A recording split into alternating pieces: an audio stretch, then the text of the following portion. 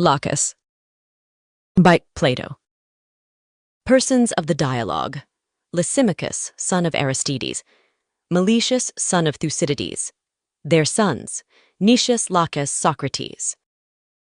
You have seen the exhibition of the man fighting in armor, Nicias and Laches, but we did not tell you at the time the reason why my friend Meletius and I asked you to go with us and see him. I think that we may as well confess what this was, for we certainly ought not to have any reserve with you. The reason was that we were intending to ask your advice.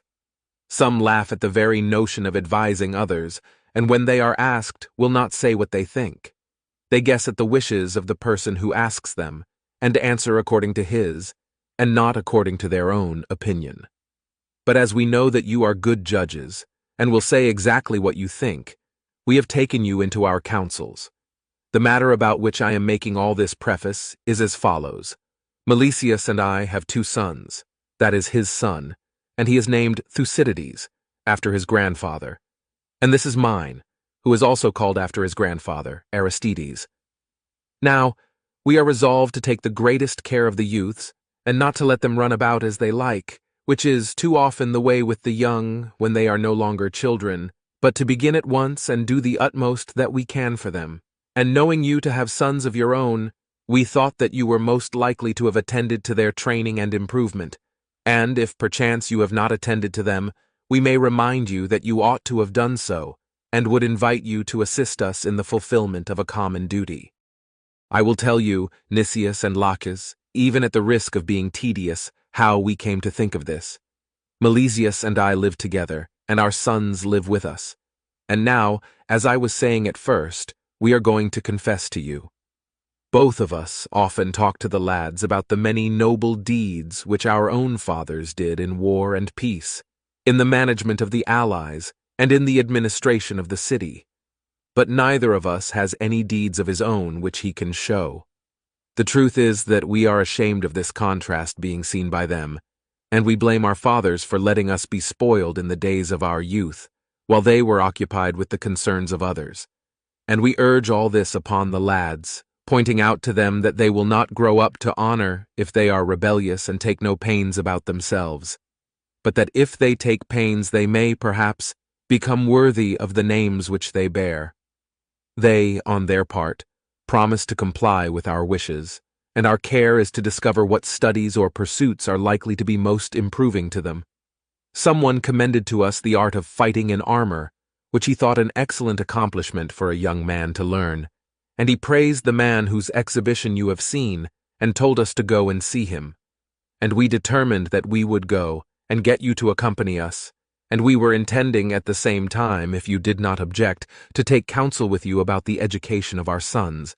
That is the matter which we wanted to talk over with you, and we hope that you will give us your opinion about this art of fighting in armor, and about any other studies or pursuits which may or may not be desirable for a young man to learn. Please to say whether you agree to our proposal. As far as I am concerned, Lysimachus and Meletius, I applaud your purpose and will gladly assist you, and I believe that you, Laches, will be equally glad. Certainly, Nicias. And I quite approve of the remark which Lysimachus made about his own father and the father of Meletius, and which is applicable not only to them but to us, and to everyone who is occupied with public affairs. As he says, such persons are too apt to be negligent and careless of their own children and their private concerns. There is much truth in that remark of yours, Lysimachus. But why, instead of consulting us, do you not consult our friend Socrates about the education of the youths? He is of the same deme with you, and is always passing his time in places where the youth have any noble study or pursuit, such as you are inquiring after. Why, Laches, has Socrates ever attended to matters of this sort? Certainly, Lysimachus.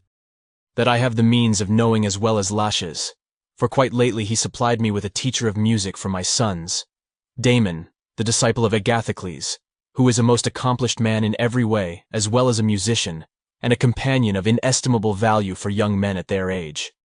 Those who have reached my time of life, Socrates and Nicias and Laches, fall out of acquaintance with the young, because they are generally detained at home by old age. But you, O son of Sophroniscus, should let your fellow demesmen have the benefits of any advice which you are able to give. Moreover, I have a claim upon you as an old friend of your father. For I and he were always companions and friends, and to the hour of his death there never was a difference between us. And now it comes back to me at the mention of your name that I have heard these lads talking to one another at home, and often speaking of Socrates in terms of the highest praise.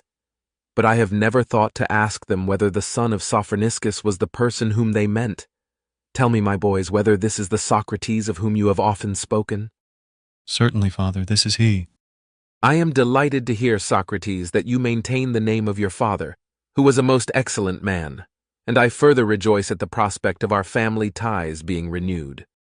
Indeed, Lysimachus, you ought not to give him up, for I can assure you that I have seen him maintaining not only his father's, but also his country's name.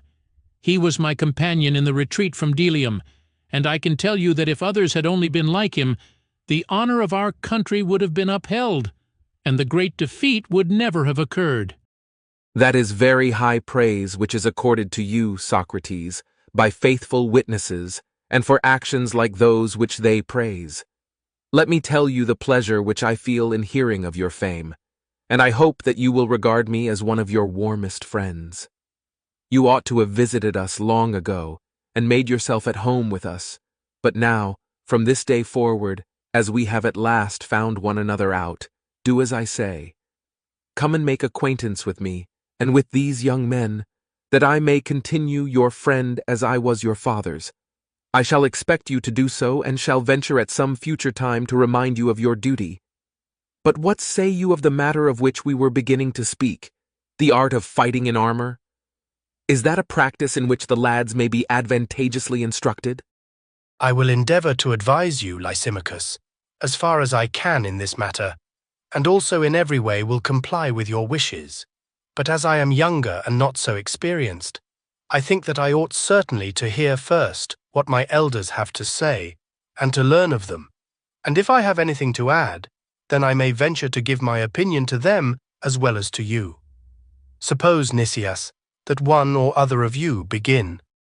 I have no objection, Socrates, and my opinion is that the acquirement of this art is in many ways useful to young men.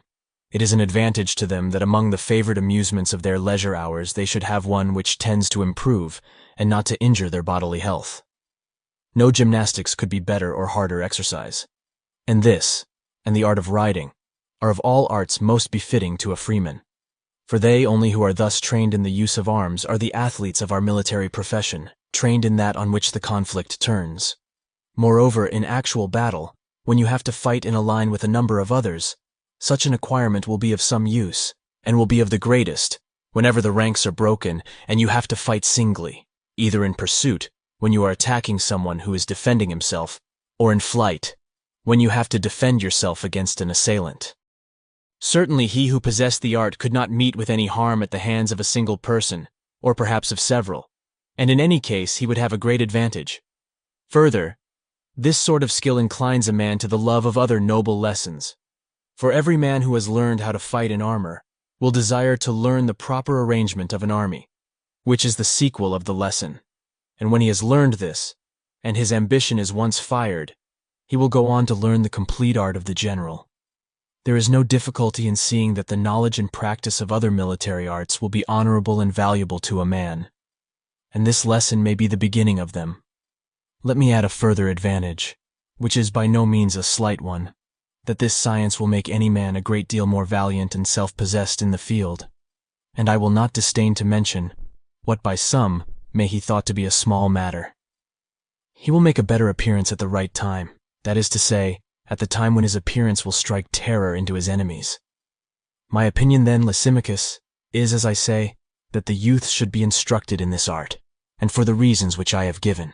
But Laches may take a different view, and I shall be very glad to hear what he has to say. I should not like to maintain, Nicias, that any kind of knowledge is not to be learned. For all knowledge appears to be a good, and if, as Nicias and as the teachers of the art affirm, this use of arms is really a species of knowledge, then it ought to be learned. But if not, and if those who profess to teach it are deceivers only, or if it be knowledge, but not of a valuable sort, then what is the use of learning it? I say this because I think that if it had been really valuable, The Lacedaemonians, whose whole life is passed in finding out and practicing the arts which give them an advantage over other nations in war, would have discovered this one. And even if they had not, still these professors of the art would certainly not have failed to discover that of all the Hellenes the Lacedaemonians have the greatest interest in such matters, and that a master of the art who was honored among them would be sure to make his fortune among other nations, just as a tragic poet would who is honored among ourselves. Which is the reason why he who fancies that he can write a tragedy does not go about itinerating in the neighboring states, but rushes straight and exhibits at Athens. And this is natural.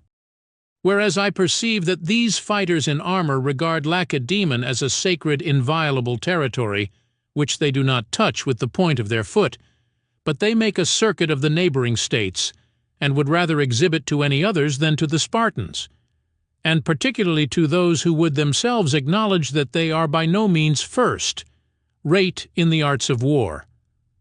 Further, Lysimachus, I have encountered a good many of these gentlemen in actual service, and have taken their measure, which I can give you at once. For none of these masters of fence have ever been distinguished in war. There has been a sort of fatality about them, while in all other arts the men of note have been always those who have practiced the art. They appear to be a most unfortunate exception. For example, this very Stesilaus, whom you and I have just witnessed exhibiting in all that crowd and making such great professions of his powers, I have seen at another time making, in sober truth, an involuntary exhibition of himself, which was a far better spectacle. He was a marine on board a ship which struck a transport vessel, and was armed with a weapon, half spear, half scythe. The singularity of this weapon was worthy of the singularity of the man. To make a long story short, I will only tell you what happened to this notable invention of the scythe spear. He was fighting, and the scythe was caught in the rigging of the other ship, and stuck fast, and he tugged, but was unable to get his weapon free. The two ships were passing one another. He first ran along his own ship, holding on to the spear, but as the other ship passed by and drew him after as he was holding on, he let the spear slip through his hand until he retained only the end of the handle. The people in the transport clapped their hands and laughed at his ridiculous figure, and when someone threw a stone, which fell on the deck at his feet, and he quitted of the scythe spear, the crew of his own trireme also burst out laughing. They could not refrain when they beheld the weapon waving in the air, suspended from the transport. Now I do not deny that there may be something in such an art as Nicias asserts, but I tell you my experience, and, as I said at first, whether this be an art of which the advantage is so slight, or not an art at all but only an imposition, in either case such an acquirement is not worth having. For my opinion is, that if the professor of this art be a coward, he will be likely to become rash, and his character will be only more notorious. Or if he be brave and fail ever so little, other men will be on the watch, and he will be greatly traduced. For there is a jealousy of such pretenders, and unless a man be preeminent in valor, he cannot help being ridiculous if he says that he has this sort of skill. Such is my judgment, Lysimachus, of the desirableness of this art. But as I said at first, ask Socrates, and do not let him go until he has given you his opinion of the matter. I am going to ask this favor of you, Socrates, as is the more necessary because the two counselors disagree, and someone is in a manner still needed who will decide between them. Had they agreed, no arbiter would have been required. But as Laches has voted one way and Nicias another, I should like to hear with which of our two friends you agree. What, Lysimachus, are you going to accept the opinion of the majority? Why, yes, Socrates, what else am I to do? And would you do so too, Milesius? If you were deliberating about the gymnastic training of your son, would you follow the advice of the majority of us, or the opinion of the one who had been trained and exercised under a skillful master? The latter, Socrates, as would surely be reasonable. His one vote would be worth more than the vote of all us four. Certainly. And for this reason, as I imagine, because a good decision is based on knowledge and not on numbers. To be sure. Must we not then first of all ask whether there is any one of us who has knowledge of that about which we are deliberating? If there is, let us take his advice, though he be one only, and not mind the rest. If there is not, let us seek further counsel. Is this a slight matter about which you and Lysimachus are deliberating? Are you not risking the greatest of your possessions? For children are your riches, and upon their turning out well or ill depends the whole order of their father's house. That is true. Great care then is required in this matter? Certainly. Suppose, as I was just now saying, that we were considering or wanting to consider who was the best trainer. Should we not select him who knew and had practiced the art and had the best teachers? I think that we should. But would there not arise a prior question about the nature of the art of which we want to find the masters? I do not understand. Let me try to make my meaning plainer then. I do not think that we have as yet decided what that is about which we are consulting, when we ask which of us is or is not skilled in the art, and has or has not had a teacher of the art. Why, Socrates, is not the question whether young men ought or ought not to learn the art of fighting in armor? Yes, Nicias, but there is also a prior question, which I may illustrate in this way. When a person considers about applying a medicine to the eyes, would you say that he is consulting about the medicine or about the eyes? About the eyes. And when he considers whether he shall set a bridle on a horse and at what time, he is thinking of the horse and not of the bridle. True. And in a word, when he considers anything for the sake of another thing, he thinks of the end and not of the means. Certainly. And when you call in an adviser, you should see whether he too is skillful in the accomplishment of the end which you have in view. Most true. And at present we have in view some knowledge of which the end is the soul of youth. Yes. And we are inquiring which of us is skillful or successful in the treatment of the soul, and which of us has had good teachers. Well, but, Socrates, did you never observe that some persons who have had no teachers are more skillful than those who have in some things? Yes, Laches, I have observed that, but you would not be very willing to trust them if they only professed to be masters of their art, unless they could show some proof of their skill or excellence in one or more works. That is true. And therefore, Laches and Nicias, as Lysimachus and Nicias, in their anxiety to improve the minds of their sons, have asked our advice about them. We too should tell them who our teachers were, if we say that we have had any, and prove them to be in the first place men of merit and experienced trainers of the minds of youth, and also to have been really our teachers. Or if any of us says that he has no teacher, but that he has works of his own to show, then he should point out to them what Athenians or strangers, bond or free, he is generally acknowledged to have improved. But if he can show neither teachers nor works, then he should tell them to look out for others, and not run the risk of spoiling the children of friends, and thereby incurring the most formidable accusation which can be brought against anyone by those nearest to him. As for myself, Lysimachus and Nicias, I am the first to confess that I have never had a teacher of the art of virtue, although I have always from my earliest youth desired to have one. But I am too poor to give money to the sophists, who are the only professors of moral improvement, and to this day I have never been able to discover the art myself, though I should not be surprised if Nicias or Laches may have discovered or learned it, for they are far wealthier than I am, and may therefore have learnt of others. And they are older too, so that they have had more time to make the discovery. And I really believe that they are able to educate a man, for unless they had been confident in their own knowledge, they would never have spoken thus decidedly of the pursuits which are advantageous or hurtful to a young man. I repose confidence in both of them, but I am surprised to find that they differ from one another. And therefore, Lysimachus, as Laches suggested that you should detain me, and not let me go until I answered, I in turn earnestly beseech and advise you to detain Laches and Nicias, and question them. I would have you say to them, Socrates avers that he has no knowledge of the matter. He is unable to decide which of you speaks truly. Neither discoverer nor student is he of anything of the kind. But you, Laches and Nicias, should each of you tell us who is the most skillful educator whom you have ever known, and whether you invented the art yourselves or learned of another, And if you learned, who were your respective teachers, and who were their brothers in the art? And then, if you are too much occupied in politics to teach us yourselves, let us go to them and present them with gifts, or make interest with them, or both, in the hope that they may be induced to take charge of our children and of yours, and then they will not grow up inferior and disgrace their ancestors. But if you are yourselves original discoverers in that field, give us some proof of your skill. Who are they who, having been inferior persons, have become under your care good and noble? For if this is your first attempt at education, there is a danger that you may be trying the experiment not on the vile corpus of a carrion slave, but on your own sons, or the sons of your friend, and, as the proverb says, break the large vessel in learning to make pots. Tell us, then, what qualities you claim or do not claim. Make them tell you that, Lysimachus, and do not let them off.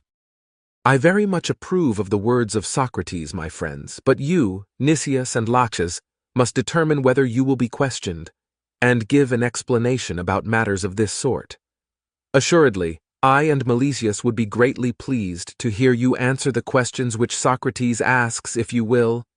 For I began by saying that we took you into our counsels because we thought that you would have attended to the subject, especially as you have children who, like our own, are nearly of an age to be educated.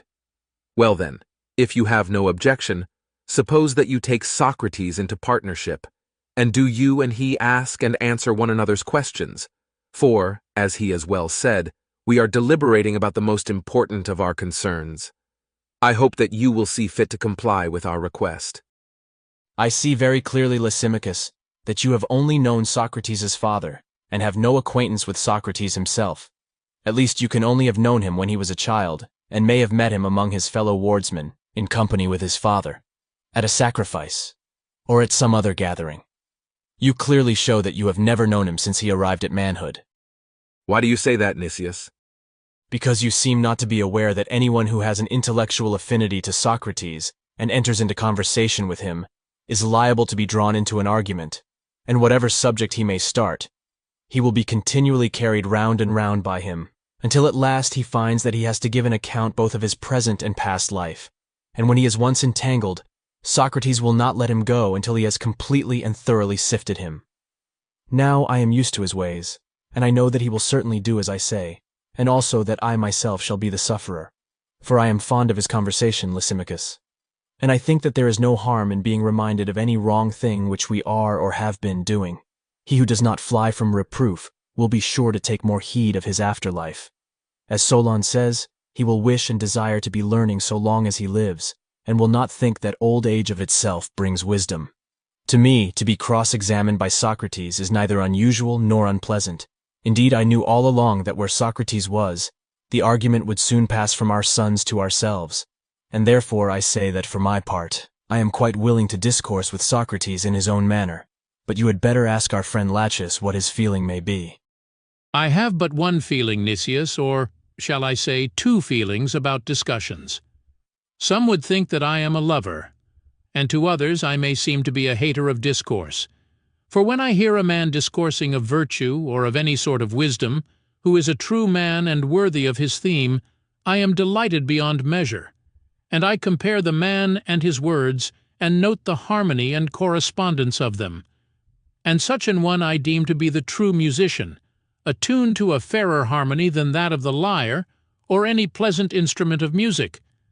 For truly he has in his own life a harmony of words and deeds arranged, not in the Ionian or in the Phrygian mode, nor yet in the Lydian, but in the true Hellenic mode, which is the Dorian, and no other.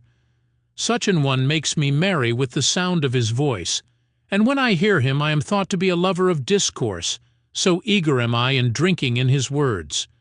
But a man whose actions do not agree with his words is an annoyance to me. And the better he speaks, the more I hate him, and then I seem to be a hater of discourse. As to Socrates, I have no knowledge of his words, but of old, as would seem, I have had experience of his deeds, and his deeds show that free and noble sentiments are natural to him. And if his words accord, then I am of one mind with him, and shall be delighted to be interrogated by a man such as he is, and shall not be annoyed at having to learn of him, For I too agree with Solon that I would fain grow old, learning many things, but I must be allowed to add, of the good only. Socrates must be willing to allow that he is a good teacher, or I shall be a dull and uncongenial pupil, but that the teacher is younger, or not as yet in repute, anything of that sort is of no account with me. And therefore, Socrates, I give you notice that you may teach and confute me as much as ever you like, and also learn of me anything which I know. So high is the opinion which I have entertained of you ever since the day on which you were my companion in danger, and gave a proof of your valor such as only the man of merit can give. Therefore, say whatever you like, and do not mind about the difference of our ages. I cannot say that either of you show any reluctance to take counsel and advise with me. But this is our proper business, and yours as well as ours, for I reckon you as one of us. Please then to take my place, and find out from Nicias and Laches what we want to know, for the sake of the youths, and talk and consult with them.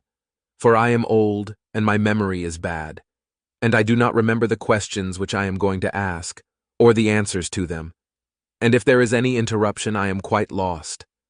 I will therefore beg of you to carry on the proposed discussion by yourselves, and I will listen, and Nicias and I will act upon your conclusions. Let us, Nicias and Laches, comply with the request of Lysimachus and Nicias. There will be no harm in asking ourselves the question which was first proposed to us. Who have been our own instructors in this sort of training, and whom have we made better? But the other mode of carrying on the inquiry will bring us equally to the same point, and will be more like proceeding from first principles. For if we knew that the addition of something would improve some other thing, and were able to make the addition, then clearly we must know how that about which we are advising may be best and most easily attained. Perhaps you do not understand what I mean. Then let me make my meaning plainer in this way. Suppose we knew that the addition of sight makes better the eyes which possess this gift, and also were able to impart sight to the eyes. Then, clearly, we should know the nature of sight, and should be able to advise how this gift of sight may be best and most easily attained. But if we knew neither what sight is, nor what hearing is, we should not be very good medical advisers about the eyes or the ears, or about the best mode of giving sight and hearing to them. That is true, Socrates. And are not our two friends, Laches, at this very moment inviting us to consider in what way the gift of virtue may be imparted to their sons for the improvement of their minds? Very true. Then must we not first know the nature of virtue? For how can we advise anyone about the best mode of attaining something of which we are wholly ignorant? I do not think that we can, Socrates. Then, Laches, we may presume that we know the nature of virtue. Yes. And that which we know we must surely be able to tell. Certainly. I would not have us begin, my friend, with inquiring about the whole of virtue, for that may be more than we can accomplish.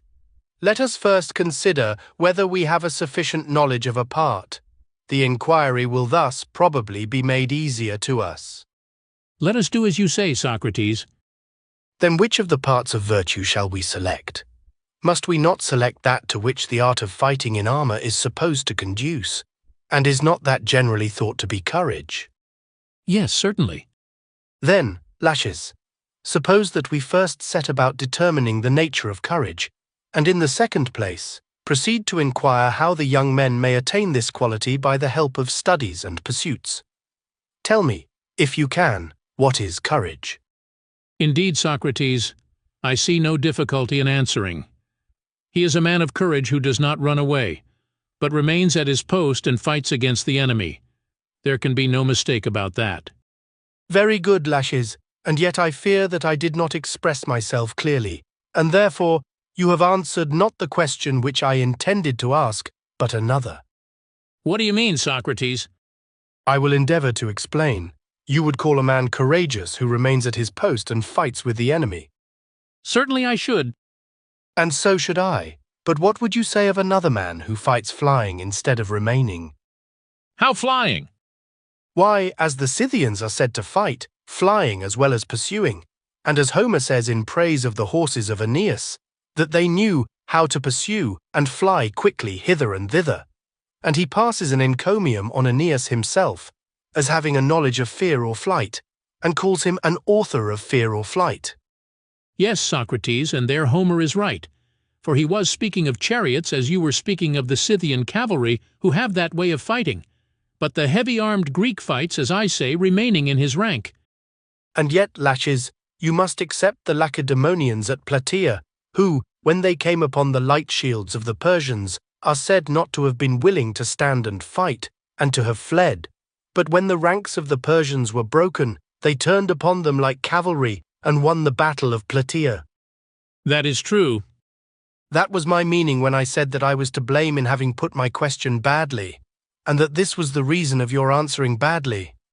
For I meant to ask you not only about the courage of heavy-armed soldiers, but about the courage of cavalry and every other style of soldier, and not only who are courageous in war, but who are courageous in perils by sea, and who in disease, or in poverty, or again in politics are courageous, and not only who are courageous against pain or fear, but mighty to contend against desires and pleasures, either fixed in their rank or turning upon their enemy.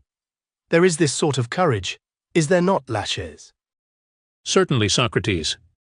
And all these are courageous, but some have courage in pleasures, and some in pains, some in desires and some in fears, and some are cowards under the same conditions, as I should imagine.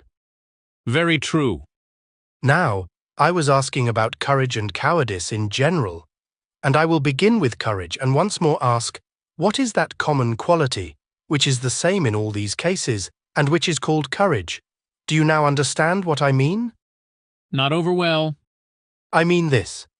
As I might ask, what is that quality which is called quickness, and which is found in running, in playing the lyre, in speaking, in learning, and in many other similar actions?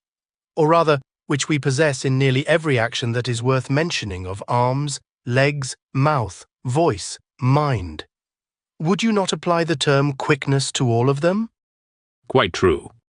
And suppose I were to be asked by someone, what is that common quality, Socrates, which in all these uses of the word you call quickness? I should say the quality which accomplishes much in a little time, whether in running, speaking, or in any other sort of action. You would be quite correct. And now, Laches, do you try and tell me in like manner, what is that common quality which is called courage, and which includes all the various uses of the term when applied both to pleasure and pain, and in all the cases to which I was just now referring? I should say that courage is a sort of endurance of the soul, if I am to speak of the universal nature which pervades them all. But that is what we must do if we are to answer the question. And yet I cannot say that every kind of endurance is, in my opinion, to be deemed courage. Hear my reason. I am sure, Laches, that you would consider courage to be a very noble quality. Most noble, certainly. And you would say that a wise endurance is also good and noble. Very noble. But what would you say of a foolish endurance? Is not that, on the other hand, to be regarded as evil and hurtful? True. And is anything noble which is evil and hurtful? I ought not to say that, Socrates. Then you would not admit that sort of endurance to be courage, for it is not noble, but courage is noble. You are right. Then, according to you, only the wise endurance is courage. True. But as to the epithet wise, wise in what? In all things small as well as great. For example, if a man shows the quality of endurance in spending his money wisely, knowing that by spending he will acquire more in the end, do you call him courageous? Assuredly not. Or, for example, if a man is a physician, and his son, or some patient of his, has inflammation of the lungs, and begs that he may be allowed to eat or drink something, and the other is firm and refuses, is that courage? No, that is not courage at all, any more than the last.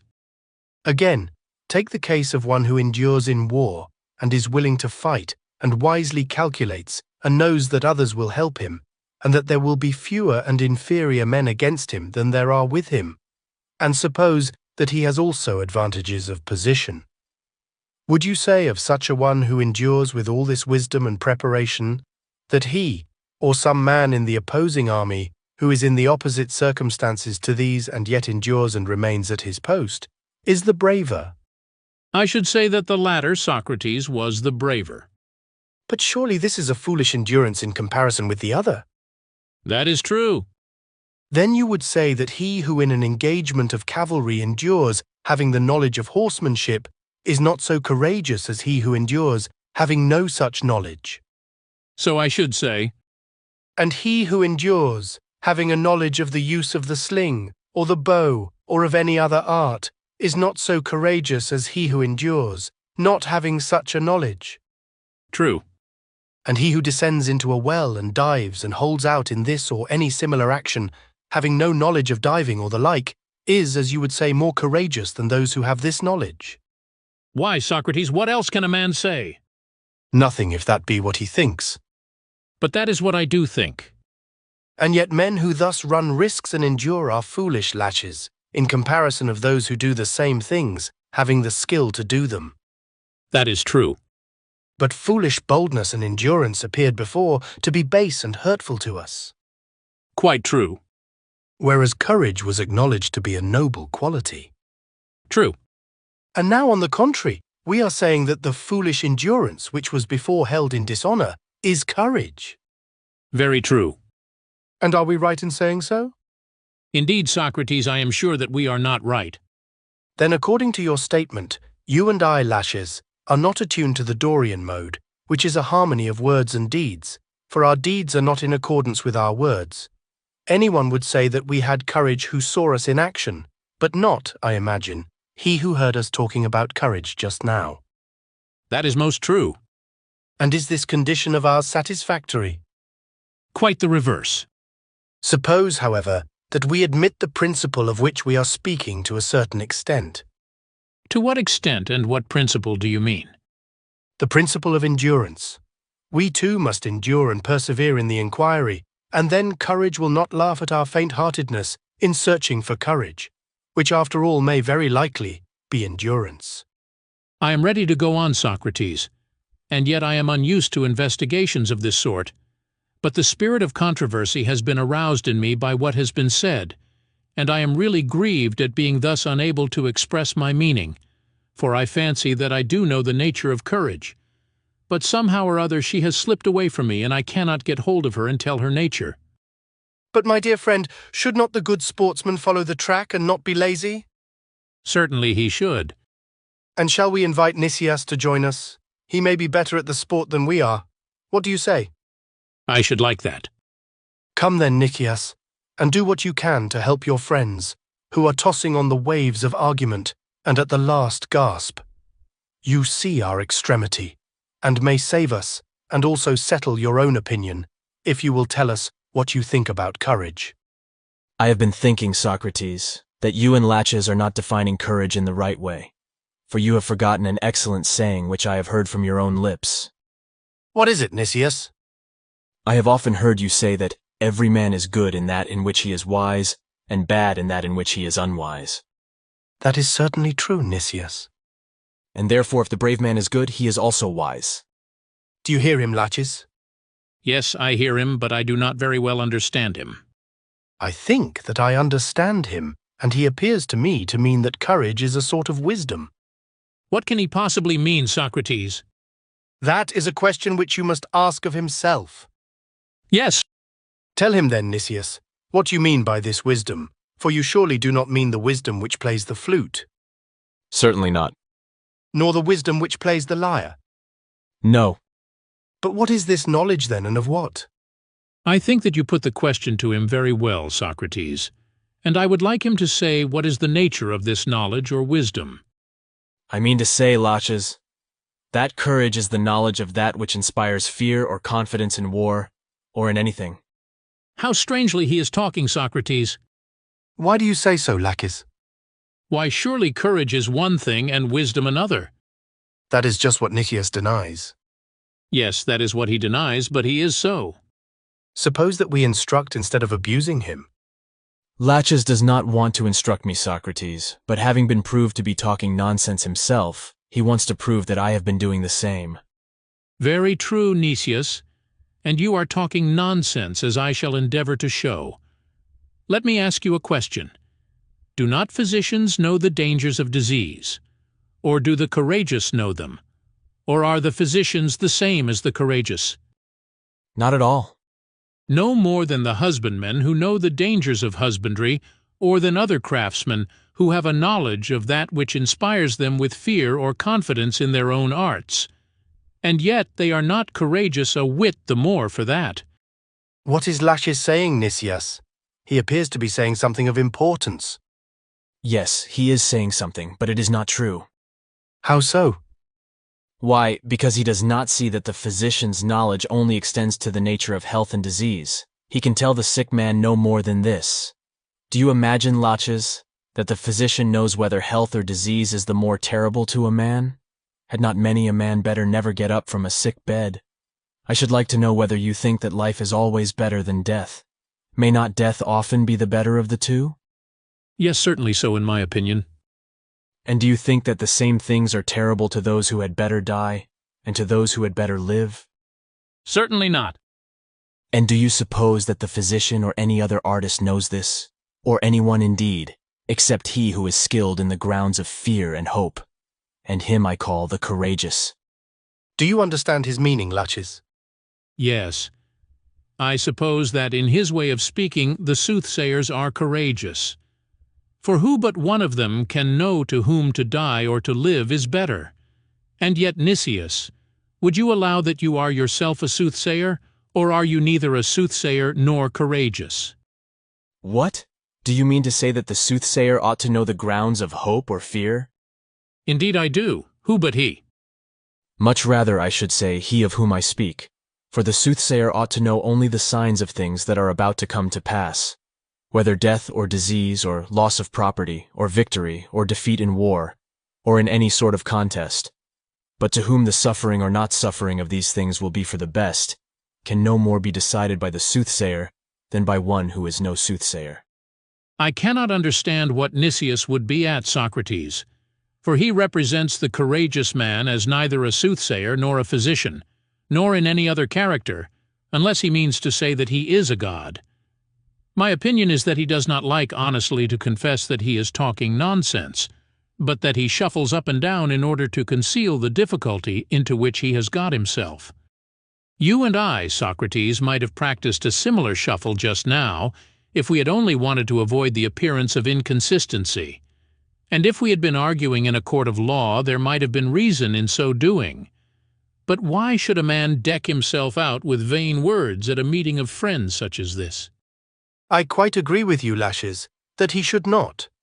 But perhaps Nicias is serious, and not merely talking for the sake of talking. Let us ask him just to explain what he means, and if he has reason on his side, we will agree with him. If not, we will instruct him. Do you, Socrates, if you like, ask him? I think that I have asked enough. I do not see why I should not, and my question will do for both of us. Very good. Then tell me, Nicias, or rather tell us, for Laches and I are partners in the argument.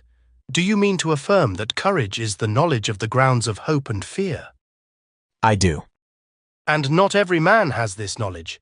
The physician and the soothsayer have it not, and they will not be courageous unless they acquire it.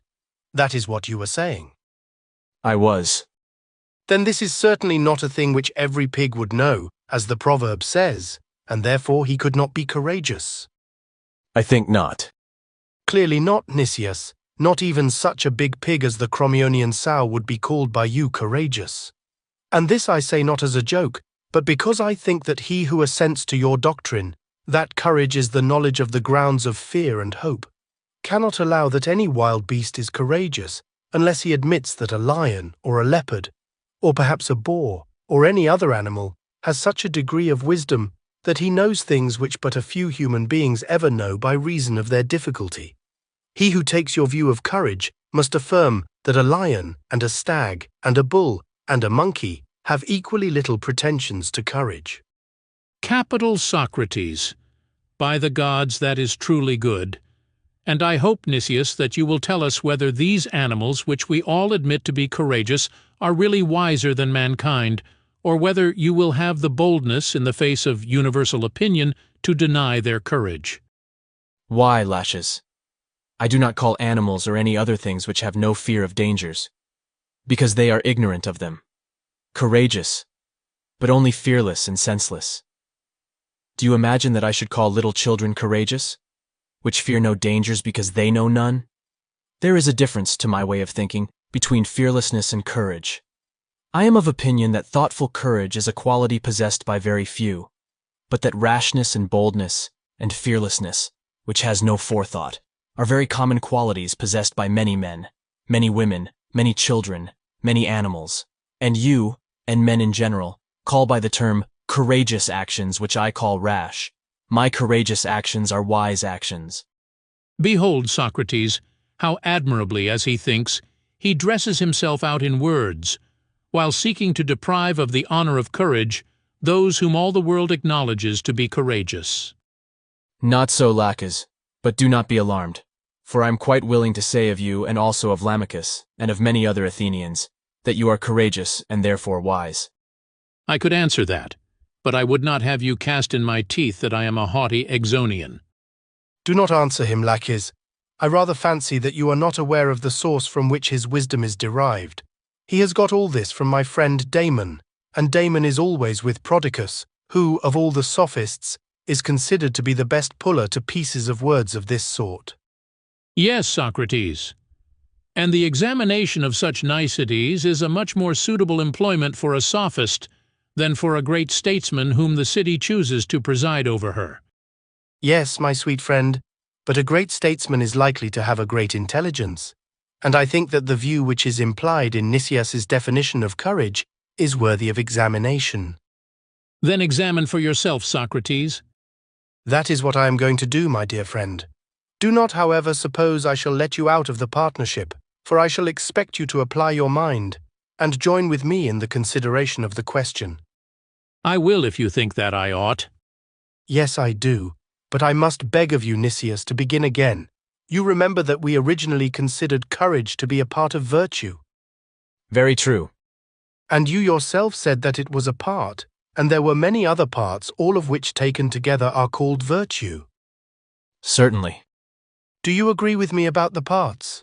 For I say that justice, temperance, and the like are all of them parts of virtue as well as courage. Would you not say the same? Certainly. Well then, so far we are agreed. And now let us proceed a step and try to arrive at a similar agreement about the fearful and the hopeful. I do not want you to be thinking one thing and myself another. Let me then tell you my own opinion. And if I am wrong, you shall set me in my opinion. The terrible and the hopeful are the things which do or do not create fear. And fear is not of the present, nor of the past, but is of future and expected evil. Do you not agree to that, Laches? Yes, Socrates, entirely. That is my view, Nicias. The terrible things, as I should say, are the evils which are future, and the hopeful are the good or not evil things which are future. Do you or do you not agree with me? I agree. And the knowledge of these things you call courage? Precisely. And now let me see whether you agree with Laches and myself as to a third point. What is that? I will tell you. He and I have a notion that there is not one knowledge or science of the past, another of the present, a third of what is likely to be best, and what will be best in the future. But that of all three there is one science only. For example, there is one science of medicine which is concerned with the inspection of health equally in all times, present, past and future, and one science of husbandry in like manner, which is concerned with the productions of the earth in all times. As to the art of the general, you yourselves will be my witnesses that he has an excellent foreknowledge of the future, and that he claims to be the master and not the servant of the soothsayer, because he knows better what is happening or is likely to happen in war. And accordingly, the law places the soothsayer under the general, and not the general under the soothsayer. Am I not correct in saying so, Laches? Quite correct. And do you, Nicias, also acknowledge that the same science has understanding of the same things, whether future, present, or past? Yes, indeed, Socrates, that is my opinion. And courage, my friend, is, as you say, a knowledge of the fearful and of the hopeful. Yes. And the fearful and the hopeful are admitted to be future goods and future evils.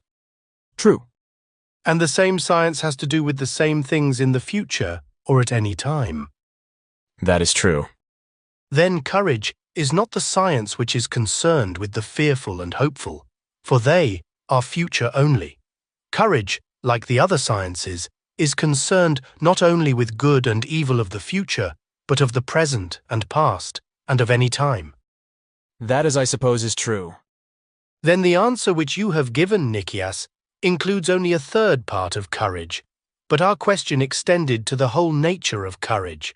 And according to your view, that is, according to your present view, courage is not only the knowledge of the hopeful and the fearful, but seems to include nearly every good and evil without reference to time. What do you say to that alteration in your statement? I agree, Socrates. But then, my dear friend, if a man knew all good and evil, and how they are and have been and will be produced, would he not be perfect, and wanting in no virtue, whether justice or temperance or holiness?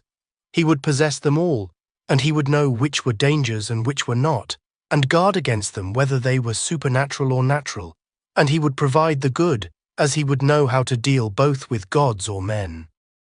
I think, Socrates, that there is a great deal of truth in what you say. But then, Nicias, courage, according to this new definition of yours, instead of being a part of virtue only, will be all virtue. It would seem so. But we were saying that courage is one of the parts of virtue. Yes, that was what we were saying. And that is in contradiction with our present view. That appears to be the case. Then, Nicias, we have not discovered what courage is. We have not. And yet, friend Nicias, El imagined that you would have made the discovery when you were so contemptuous of the answers which I made to Socrates. I had very great hopes that you would have been enlightened by the wisdom of Damon. I perceive, Laches, that you think nothing of having displayed your ignorance of the nature of courage, but you look only to see whether I have not made a similar display, and if we are both equally ignorant of the things which a man who is good for anything should know. That, I suppose, will be of no consequence. You certainly appear to me very like the rest of the world, looking at your neighbor and not at yourself. I am of opinion that enough has been said on the subject which we have been discussing, and if anything has been imperfectly said, that may be hereafter corrected by the help of Damon, whom you think to laugh down, although you have never seen him, and with the help of others. And when I am satisfied myself, I will freely impart my satisfaction to you, for I think that you are very much in want of knowledge. You are a philosopher, Nicias. Of that I am aware. Nevertheless, I would recommend Lysimachus and Melesias not to take you and me as advisers about the education of their children. But, as I said at first, they should ask Socrates and not let him off. If my own sons were old enough, I would have asked him myself. To that I quite agree, if Socrates is willing to take them under his charge. I should not wish for anyone else to be the tutor of Nicias. But I observe that when I mention the matter to him, he recommends to me some other tutor, and refuses himself. Perhaps he may be more ready to listen to you, Lysimachus. He ought, Nicias, for certainly I would do things for him which I would not do for many others. What do you say, Socrates? Will you comply? And are you ready to give assistance in the improvement of the youths? Indeed, Lysimachus, I should be very wrong in refusing to aid in the improvement of anybody. And if I had shown in this conversation that I had a knowledge which Nicias and Laches have not, then I admit that you would be right in inviting me to perform this duty. But as we are all in the same perplexity, why should one of us be preferred to another? I certainly think that no one should, and under these circumstances, let me offer you a piece of advice, and this need not go further than ourselves. I maintain, my friends, that every one of us should seek out the best teacher whom he can find, first for ourselves, who are greatly in need of one, and then for the youth, regardless of expense or anything. But I cannot advise that we remain as we are. And if anyone laughs at us for going to school at our age, I would quote to them the authority of Homer, who says that, "Modesty is not good for a needy man." Let us then, regardless of what may be said of us, make the education of the youths our own education. I like your proposal, Socrates, and as I am the oldest, I am also the most eager to go to school with the boys. Let me beg a favor of you. Come to my house tomorrow at dawn, and we will advise about these matters. For the present, let us make an end of the conversation.